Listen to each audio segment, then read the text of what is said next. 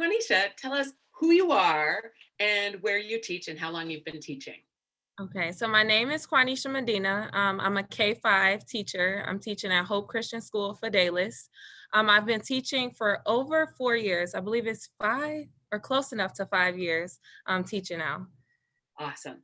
And I'm just gonna, whoops, wait, cancel.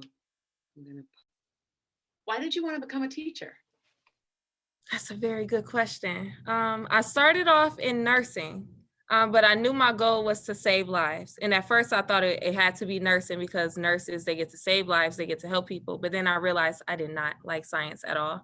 But then I started teaching in ministry with children's ministry. So I had about 6 kids that I would teach to every Sunday.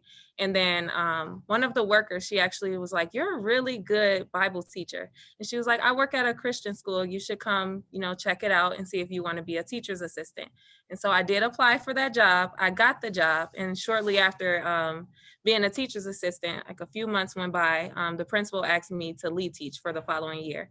And so I wanted to be a teacher just to save lives. And at first I didn't realize, I thought it had to be done in nursing, but it wasn't true. Like you absolutely can save lives in teaching. And so I became a teacher so that I can do ministry and education at the same time because teaching does save lives.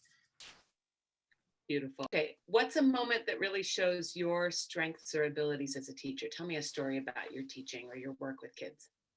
A moment that shows my strengths. I think I would say like over the years, every year that I've taught starting off, like it's hard when you first start off, especially when you see the scores of how low the scholars are. And so every single year I've started off, my babies have come in super low, whether they're behind a couple grades or behind a grade. But coming in like they're low, but then when they're with me, they shoot up. So like my first year, my kids, they start off at 30% on their reading MAP scores and 30% in their math scores, but then they shot up to 60. The year after that, they started off at 30 or 20%, and then they shot up to 70. So each year, like last year, they shot up to 90. And so it's like every year I'm seeing growth and progress in my babies. And I think it has a lot to do with the teacher as well, like how we're educating them, what we're doing in the classroom environment, what we're teaching, are we teaching standards, different things like that. And so I've seen so much growth with my kids. And I think that just stamps me because like I can just tell like as I've improved, my kids have improved. And so as we get better, the kids will get better. I think one way that people can tell that I am an Alverno alum, besides it being fat on the side of my door, it says Alverno grad lives here.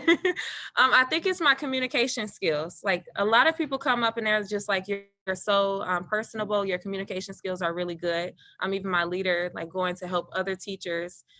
They can tell that I'm from Alverno because of those communication skills, and I'm a people person. So I love to help people. It's not all just about me. And Alverno has taught me that how to be open to communicating. And if the table is quiet, you start off the conversation and you pull other people in. And so I think a lot of people can tell just by those communication skills in the classroom, outside of the classroom, it's just leading and helping others. Because Alverno women, we step up.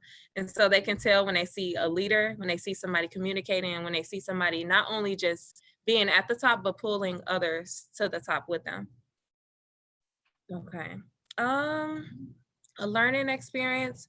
I would say the last class when we got to do our research project, and I based mine completely off of family engagement. And I wanted to see, because I knew when I was growing up, my family wasn't really involved in my education. And I see a lot of our babies today, their families, they're kind of there, but they're not really involved. And so I wanted to this year use what I learned from my project from family engagement to use it in my classroom. And so especially with COVID going on, so we don't really get to see half of our families. And so I was trying to do my best to just apply the family engagement. So the research talking about like home visits, canvassing, like dropping off packets, doing whatever I can do to help the parents instead of just looking at what can you do to help me. So I've been reaching out to my families a lot. I've built a lot of relationships with each and every child that I have, and just really making the connections because I'm good with the kids, but I also want to be good with the families because their moms and their dads, they're also influencing them, their brothers and their sisters. So I've really applied that research that I did with the family engagement to really amplify this year, especially with COVID and everything going on. And it has helped tremendously a lot. Like I go back to that paper a lot and be like, what did I write down? Because I now need to actually do it because we're in a season where like family engagement is so important. And I've been able to do the things that I've actually wrote about. So it's just good to be able to do it and see the results come in from it. I think my families would describe me. Okay, I'm a person of feedback. So I love feedback. So just when you mentioned self-assessment, like at Alverno, we learn like every project we do, we self-assess and see like what could we have done better or what we thought about what we did. So I am a person of feedback, even with my coaches, my leaders. I'm constantly asking for feedback. Even with my parents, like I send out surveys so that my parents can tell me and the TA like what they need, what do they want us to do more of, how well we're doing, or if there's something else that they need. So I'm always looking for like, how can I get better? So not only am I self-assessing myself every single day, or even in the moment, I catch myself like, oh, you could have did this better, so try it right away. But Alverno has taught me that. So I'm self-assessing myself like every single second. And then I'm also getting that feedback. Like I'm always asking my principal, because she's my coach and I absolutely love her.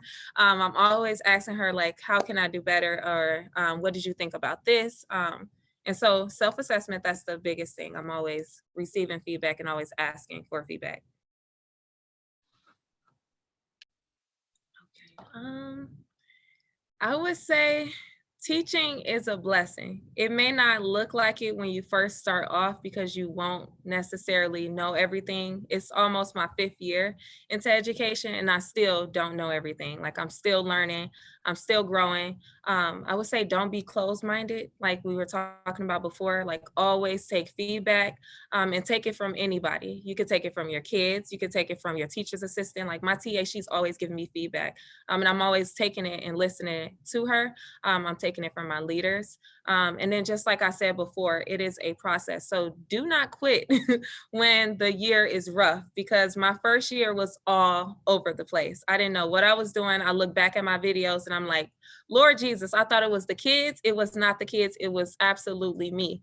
Um, and it just took time. Like reach out and get training, get your coaching, all that you need. If you need to go outside of your school, get that too. I did CFOOT, it's Center for Urban Teaching, and they coach me, they train me every single year. And that's how I got better. And when I got better, my kids get better. And so whatever you see inside of your classroom, don't just blame or say, it's the kids, it's the kids, it's not the kids.